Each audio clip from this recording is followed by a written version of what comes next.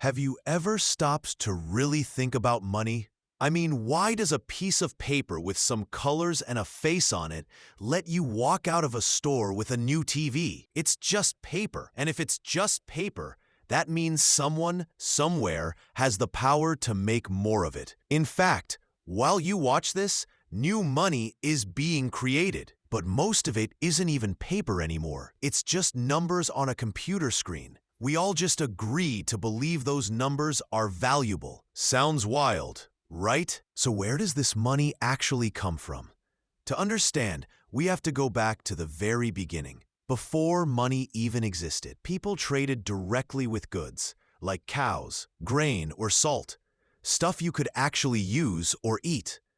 But let's be real, trying to buy a new pot with a live chicken isn't exactly convenient. Carrying a sack of grain around was messy. They needed something better. Then came metal coins. Gold and silver were small, durable, and everyone saw their value. A merchant in Europe could buy silk from China using the same coins. It was simple and international, but carrying heavy bags of gold was still a pain. And it made you a target for thieves. And this problem led to the next big leap. Paper money. In 17th century London, trusted goldsmiths had an idea. They said, "Leave your gold with us for safekeeping, and we'll give you a paper receipt." This receipt was just a promise that you could get your gold back anytime. The paper itself was worthless, but because everyone trusted the goldsmith, it was as good as gold. People started trading the paper notes instead of the actual coins. Here's where it gets sneaky. The goldsmiths noticed that most people never came back for their gold. So they started printing extra receipts, fake promises for gold that didn't exist. They loaned these out and charged interest, making a pure profit. Suddenly, there was more money in circulation even though no new gold had been found. This was the birth of our modern banking system. Fast forward to today, and not much has changed. The goldsmiths became banks. Those paper promises became the digital numbers in your bank account. When you deposit money, the bank doesn't just lock your cash away. It owes you that money. Your balance is a digital IOU. And here's the crazy part.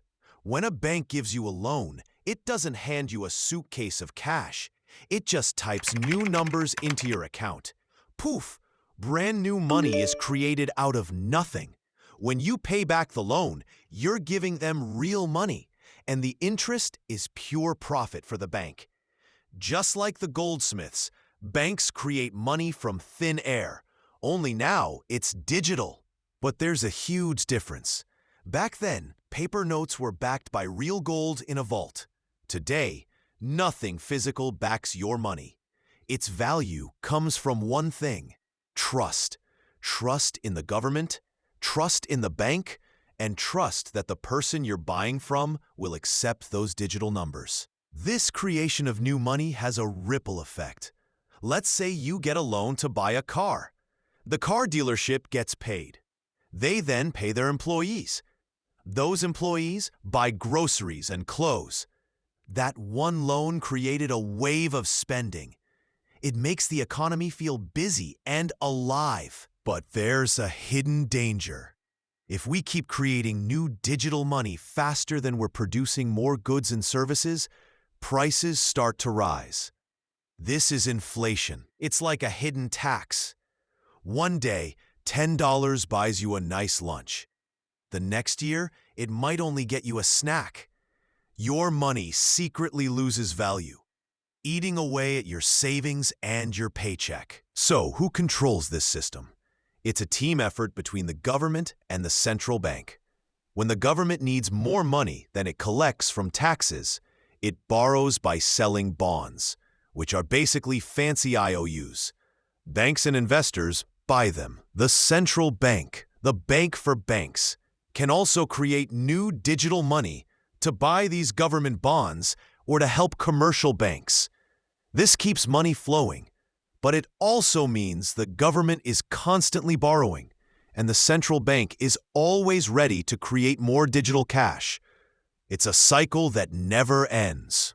So you see, just as you create new money through bank loans, the government does the same by creating loan papers.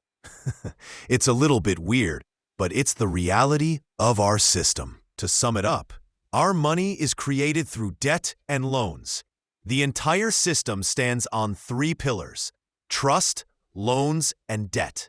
But history has a brutal warning for us. Every single currency that was built only on these pillars has eventually collapsed. From ancient Rome to Germany to Zimbabwe, not one has survived forever. The danger is simple. If people ever lose faith, the money becomes worthless. Our entire system only works because we all believe in it. So the real question is, how long can this last? What comes next? A government-run digital currency? A decentralized crypto? Remember, the system runs on one thing: our collective trust. So where are you placing yours? Comment below. I read every word. Let's make this conversation outlast the dollar. Subscribe and like to continue the journey. Bye-bye.